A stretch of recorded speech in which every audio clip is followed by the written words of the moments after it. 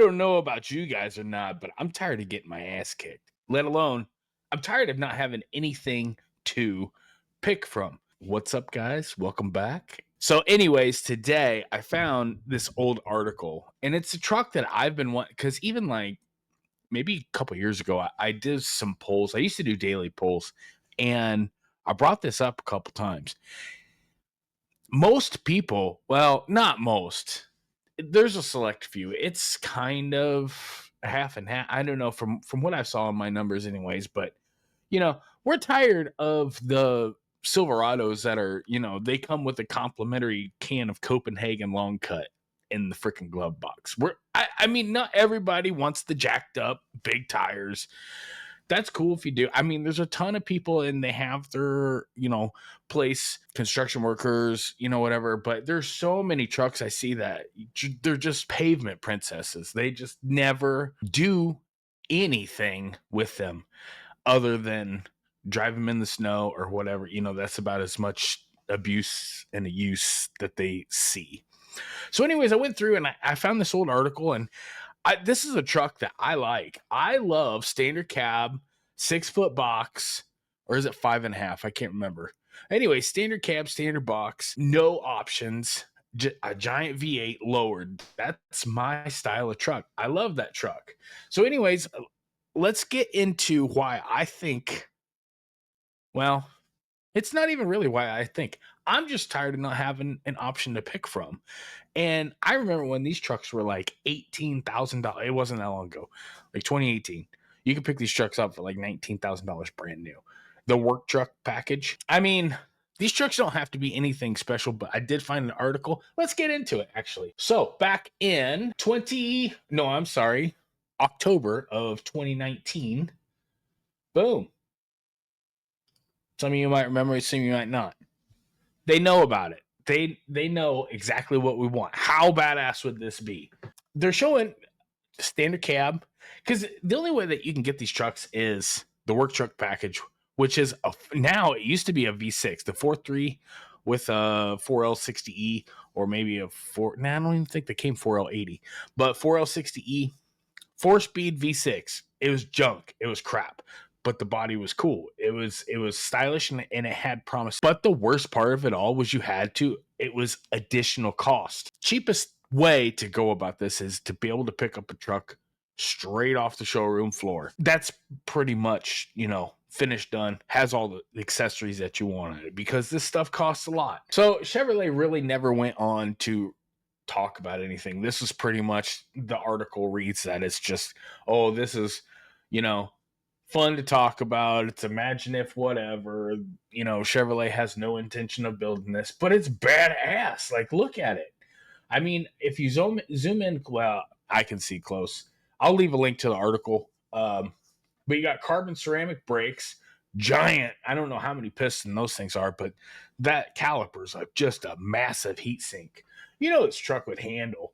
I mean, it doesn't even have to do, a 1LE package. That would be cool if they did. But big old fucking tires. Oh my God. This truck with the wick, even with the, let me see here. What is it? Yeah, it's a wicker bill right on the tailgate there. That is sick. I could deal without the side pipes, but it's got the Gen 5 Z28 knockoff wheels.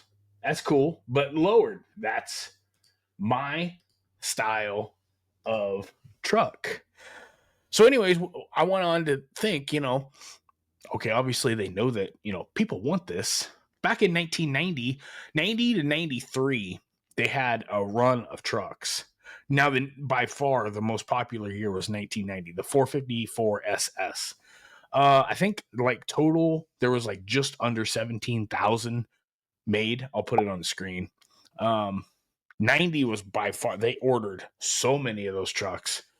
It was like the total bulk, 14,000 or so. But yeah, after that, it kind of fizzled out. The only thing that we've really gotten was the SS. And the only way that we can really compete with Ford on the street is buy a used up old truck and then swap the motor and trans. But that's so expensive. And Ford is just absolutely dominating this game. Now, I don't know why, but my Mac won't pull it up.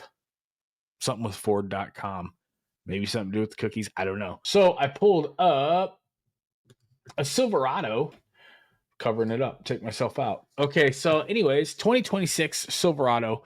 We're still getting the work truck. Now it's a 4-cylinder with, I believe it's an 8-speed automatic, which kind of sucks. You know what I mean? It's four, so it's got the combo and everything. So everyone's talking about, oh, GMC.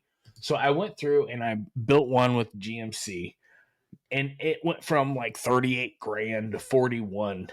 Yeah, just $41,000 all in, before tax and everything. Like I said, I don't know why my Mac's not bringing up Ford.com, but Ford, you're going to get 373 gears and they can handle a ton of power.